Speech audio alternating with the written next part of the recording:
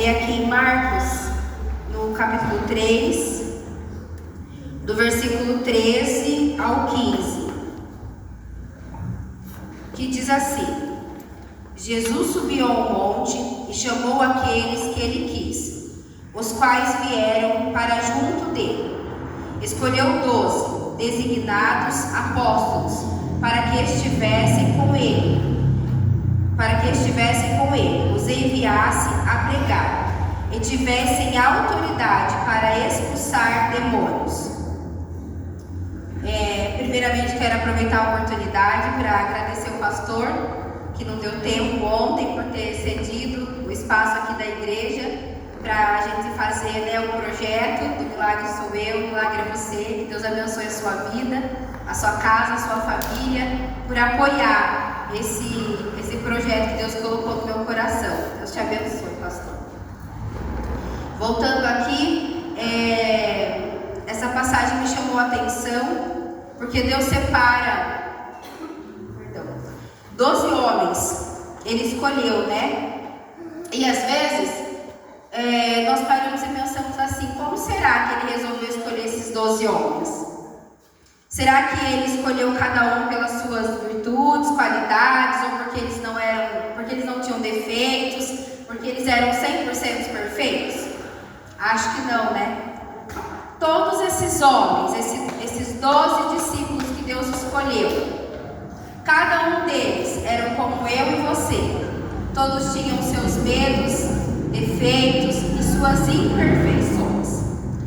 Mas o que mais me chama a atenção desses 12 discípulos de Jesus é um que ele tem como pelo nome Tiaguinho. Mas eu acho que na Bíblia, não sei se eu estiver errado, depois o pastor fala comigo, acho que não tem como foi feito na série da The Chosen, né? Falando sobre o medo que Tiaguinho procurou Jesus para falar quando Jesus manda eles: vão pregar, vão orar e vão expulsar demônios no meu nome. Jesus dá essa autoridade para cada um deles. Mas em especial, Tiaguinho chega para Jesus e fala para Jesus assim: como eu posso expulsar demônios ou curar no seu nome? Porque o Tiaguinho, ele tinha uma paralisia, né, nas pernas, e se eu não me engano parece que era uma paralisia de um grau pouco mental também. Então ele questiona Jesus: como é que eu posso orar para curar alguém? Olha a minha situação, Jesus, olha como eu estou. Como que eu vou curar alguém desse jeito? Como que eu chego para alguém e falo assim: você está curado em nome de Jesus? E a pessoa olha para mim e fala: mas como assim? Esse Jesus que quer que você me cura não te curou? Não te trouxe a cura? Então, Jesus responde para ele: eu poderia te curar, mas você vai mostrar para as pessoas aqui na terra que mesmo com sofrimento, você ainda louva ao Senhor, você ainda louva ao Pai. Mas ainda assim, ele ainda questionava a Jesus sobre isso. E ele disse assim: o que eu estou mandando você fazer não é para agora, é para quando o Pai voltar para você, que o seu nome seja diferente aqui na terra. As pessoas vão lembrar de você de uma forma diferente aqui. A sua história vai ser outra. O que eu quero passar para nós nessa manhã com essa história é que Jesus nos ensina sobre a importância de quem nós somos, não de quem nós estamos nesse momento, e não a paralisia que nos paralisa nesse momento. Jesus vem para que nós tivéssemos vida, mas que essa vida seja diferente aqui na terra, que nós possamos passar para as pessoas, independente da nossa situação, porque há dias que eu e você estamos sangrando, há dias que nós não estamos bem, mas mesmo sangrando, Deus fala: vai lá e fala com ele, fala com ela. Eu determino que você expulse, eu determino que você ore sobre aquela pessoa, e você fala: como que eu vou fazer isso? Como que eu vou? Ele está mandando você fazer, ele está dando autoridade, liberdade para que você coloque em suas mãos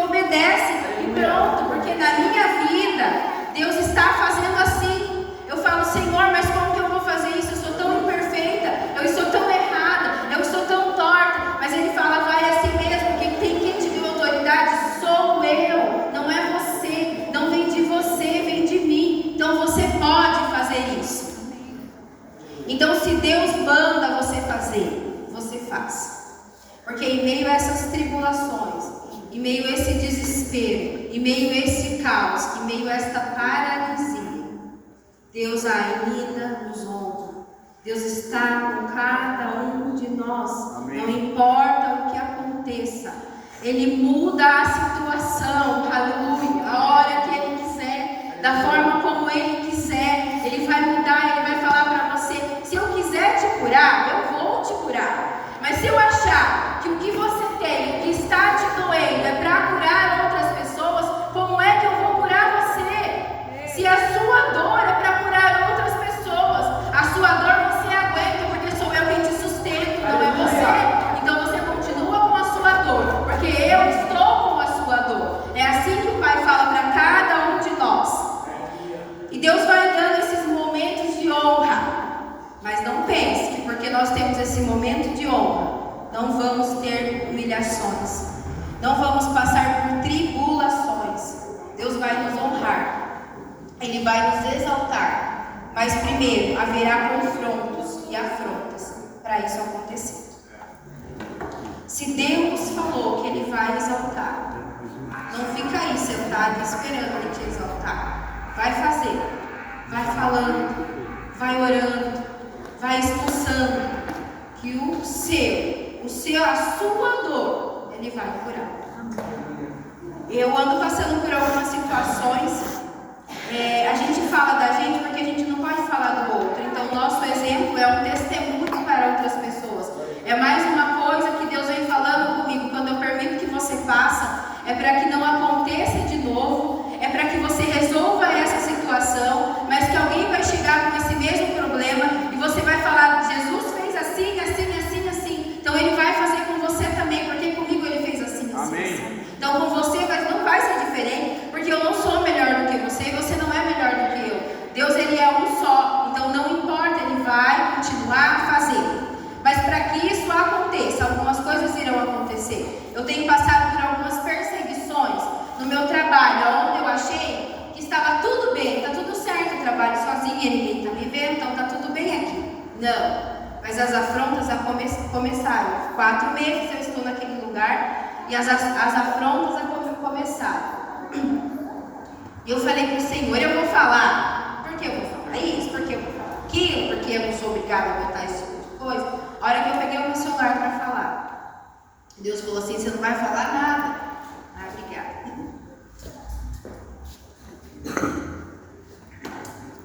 Deus falou: você não vai falar nada, porque eu estou cuidando, porque sou eu que vou falar, sou eu que vou fazer, no tempo certo, na hora certa. Isso não é sobre fazer algo ruim para o outro, é sobre nós, sobre o que você tem escutado a voz de Deus, para você determinar coisas sobre nós, para que nós possamos ter domínio próprio sobre as nossas vidas, para que Deus possa fazer e expandir aquilo que Ele tem para nós, que às vezes nós deixamos por muito tempo guardado, por causa desse sofrimento nós achamos que não podemos.